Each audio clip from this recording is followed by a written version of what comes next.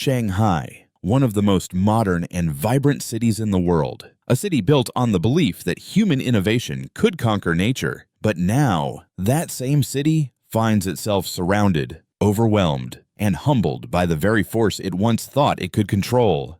Unrelenting rain has poured down for days, turning busy streets into roaring rivers. Vehicles have been swept away, downtown districts submerged, and the city's glowing skyline, once a symbol of progress, now mirrors chaos and despair.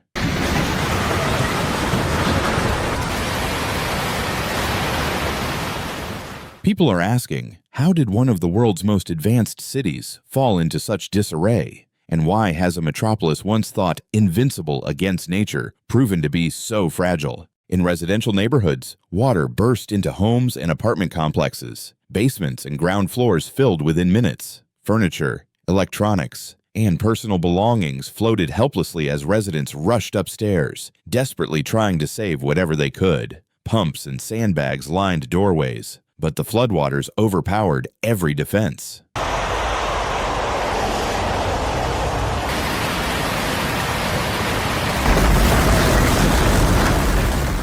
Rescue teams worked through the night under sheets of pounding rain. Massive pumping trucks and emergency crews moved through flooded streets, their engines echoing through the storm. But the water kept rising, faster than it could be drained. In many districts, floodwaters reached car windows.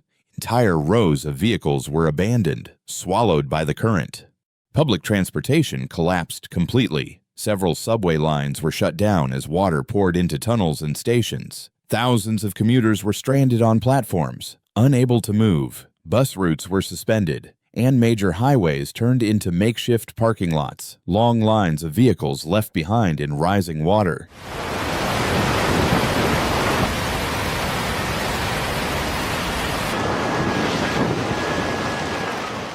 The city's commercial and financial centers were hit just as hard. Shops, restaurants, and cafes stood underwater. Goods were destroyed, machinery ruined, and interiors soaked with mud and debris. Small businesses were hit the hardest. Many left without power, unsure if they would ever reopen.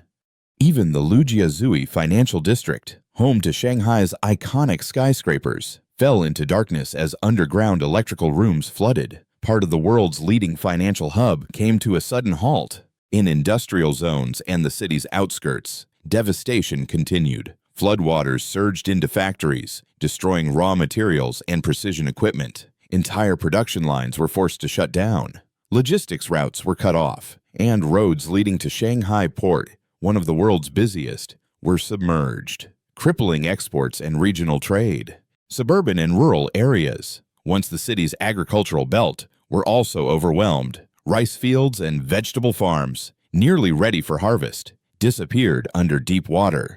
Soil eroded, crops were ruined, and thick mud blanketed what remained. Rural roads collapsed, isolating small communities. Rescue teams used inflatable boats to reach stranded families and evacuate them to safety.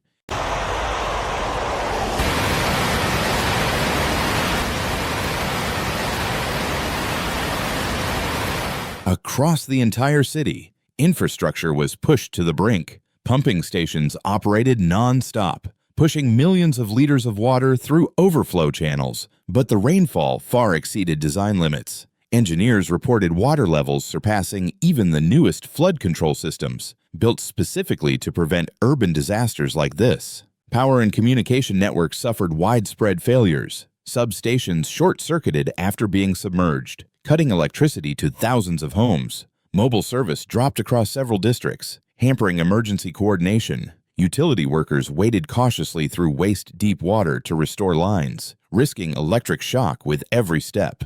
Environmental experts say this disaster exposes the vulnerability of cities that grew too fast. For decades, wetlands and natural drainage zones were paved over for housing and industry. Without permeable ground, there is nowhere for rainwater to go. When heavy rainfall combines with high tides from the East China Sea, water is pushed back into the city's drainage system, flooding it from within.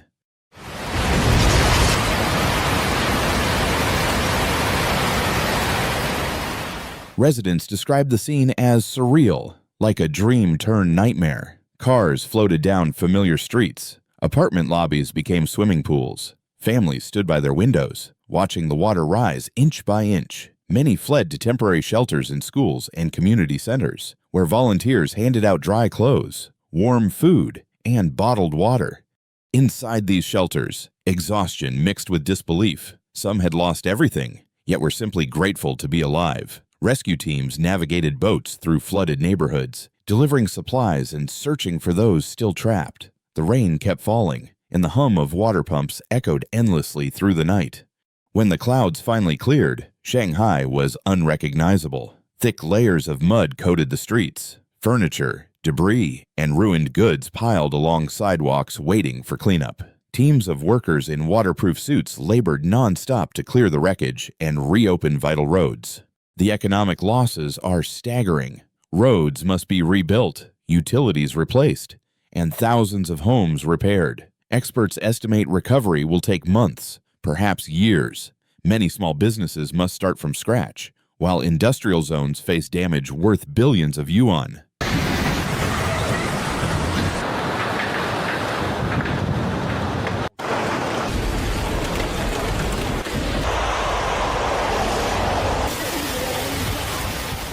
City engineers have begun reviewing Shanghai's entire drainage and urban design system, seeking the weaknesses that this flood so brutally revealed. This was not just a storm, it was a warning, a reminder of the fragile balance between human ambition and the forces of nature.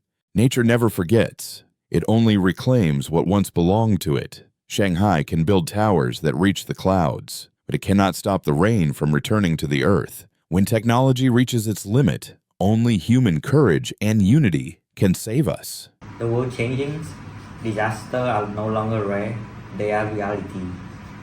You cannot predict the next earthquake, flood, or wildfire, but you can choose how ready you are. This channel isn't just here to inform, it's here to wake people up before it's too late. So if you're watching this now, take it as a sign. Don't just scroll, don't just watch. Subscribe, learn, and prepare, because awareness isn't fear, it's power.